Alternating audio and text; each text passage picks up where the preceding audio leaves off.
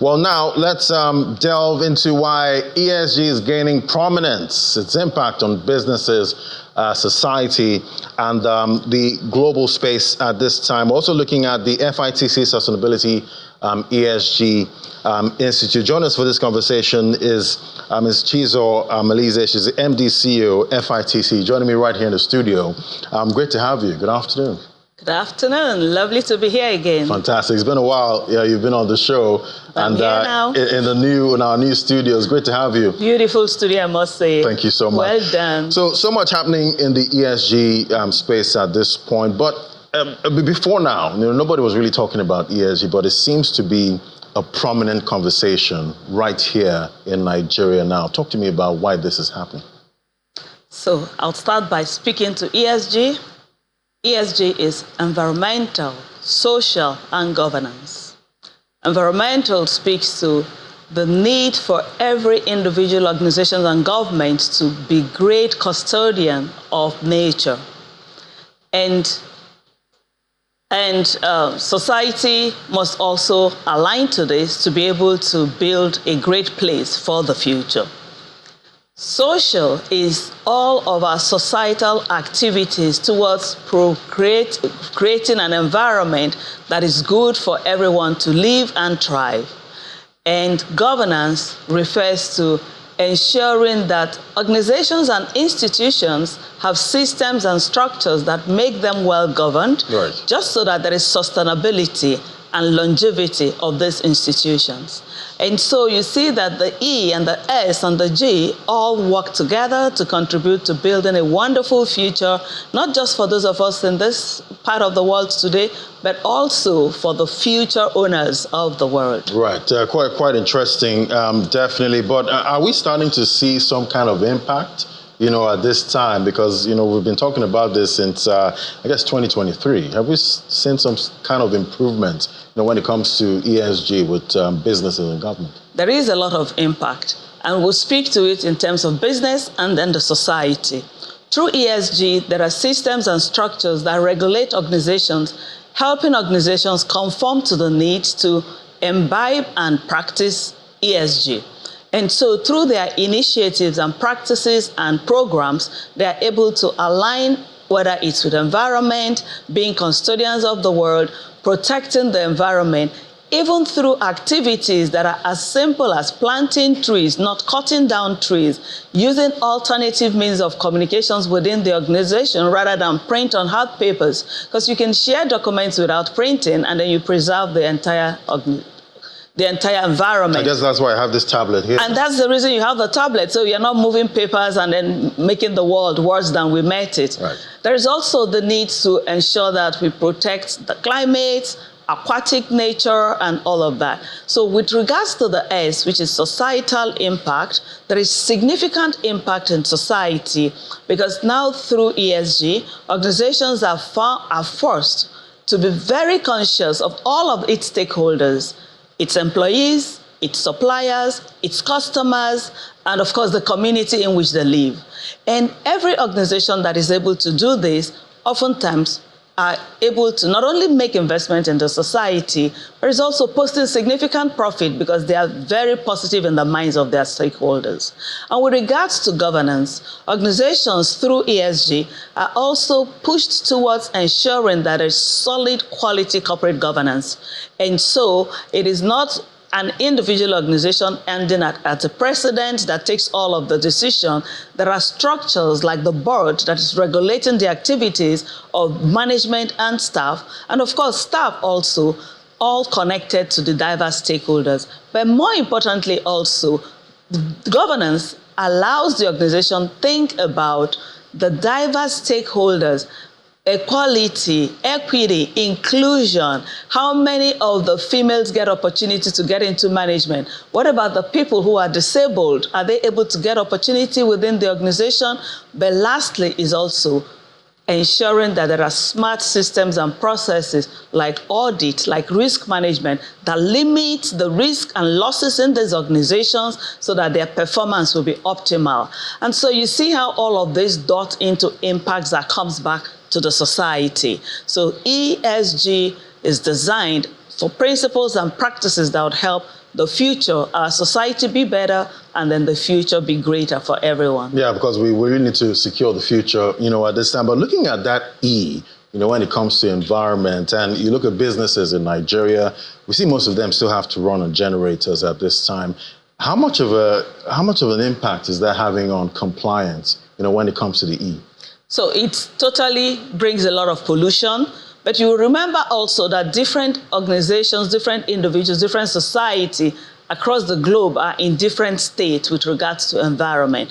Things as little as keeping the environment clean with intentionality adds up to that.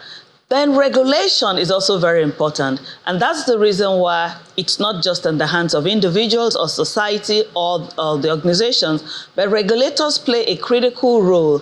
And so individuals and businesses are forced to be able to report the degree of compliance to environmental factors. So when you think about even all the way to financial services, people are able to either borrow from a window because they are totally compliant to ESG principles. And so in this report, it is also expected that your customers are also aligned to ESG principles and practice.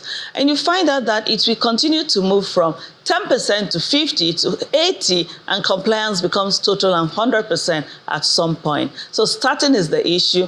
Understanding the principles and practice and how they benefit organizations is extremely very important. And that's why we are consistently creating the knowledge and awareness so that individuals, organizations, businesses, and society can align and imbibe to ESG principles. Right, definitely not an easy process, but it all starts by doing one thing, then you keep growing. Becomes incremental. All right, so talk to me about global trends now. What are you seeing, in the global space when it comes to ESG that we should actually start preparing for in this part of the world? So globally, we are speaking to green financing, we're speaking to compliance, we're speaking to regulation, we're speaking to reporting, and I'll speak to reporting. So organizations are forced to report their degree of involvement and compliance to ESG principles. And so what that means is nobody is leaving it to the organization to consistently do what they would like, but help them to ensure that from the onset, they are aligning their practices to a particular strategy and framework that they can report at the end of a season. So reporting has become very critical. So you are making those ESG initiatives an investment, but you want to be able to report them as well. And that's such a technical area, so you need to understand how to first set the strategy, second, set the reporting framework, so that by the time at the end of your cycle, you are able to report your investments, and you're also able to show how you have protected the world and helped the society. And so reporting is very critical. Now we can also speak to green financing. So back in the days, anybody can get any loan to do anything. But today, it's important, if we talk about E, environment, for instance, it's important that where funds go are areas that promote the environment and not areas that take away from the environment. And so institutions are becoming more deliberate about the sort of customers that are in their books. And they're also compelling these customers to learn much more and align to the ESG practices so that they are not disqualified from even obtaining loans. And imagine what can happen with the financial service sector or the customers of the financial service sector if neither are compliant, neither is compliant to the ESG principles. So there's continuous understanding, embracing, imbibing of these principles, and this is not only globally, but it's also in Nigeria. And so the energy sector, the financial service sector, the manufacturing sector, and even not-for-profit organizations have started to not only promote this, but also help individuals and businesses to be very compliant. Imagine what incremental impact would happen if the consciousness is high and the embrace is high, and over time, it definitely will achieve that goal of bringing and building a very, very safe future for everyone. Safe future for everyone. That's what we need at this point. All right, talk to me about the FITC Sustainability ESG Institute and what we can expect from that. Right. So FITC, as a world-class, globally inspired, technology-driven organization, we are always at the forefront of bringing knowledge solution to the industry that we serve, which is the financial service sector, but of course to the society at large. And so at FITC, with the emergence of ESG, the need for compliance, the need for regulation and reporting, we have created the FITC Sustainability and ESG Institute to be able to bring knowledge to all the stakeholders that are relevant so that every single individual have access to insight, research, methodologies, framework, systems, structures that can equip them be the best, both in terms of designing their strategy, executing their initiatives, and reporting their actions in compliance with the ESG principles.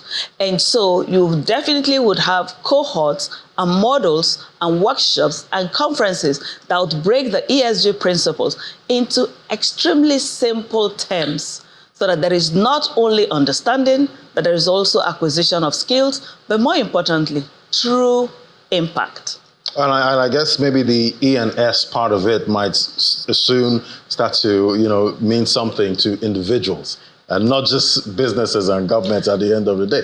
It has to mean a lot to individuals because you need individuals to drive it. Right. You need individuals to even be conscious of their environment from their homes and their offices. How many times do you leave a room and you flick the light off, knowing that it costs a whole lot to generate that power and energy? Shout out to the Band-Aid customers at this point. Absolutely. You don't need organizations and government to tell you that it does cost money, so you're able to do that. And how much of all individuals can become more aware of the damage that individually people are doing to the planet, based on their action and their inactions. So driving individual understanding is as important as driving corporate and government understanding and compliance. Very interesting. Thank you so much. Always great having your perspective. Ms. Chizo Malize, she's the MD CEO at FITC. Thank you so much for coming. Thank you for having me. Very lovely to be here. Fantastic. All right, we'll take a break now. When we come back, we're heading straight to the markets. How's the week kicking off for the global markets we track and the local boss right here in Nigeria? That's our next conversation. Just stay with us.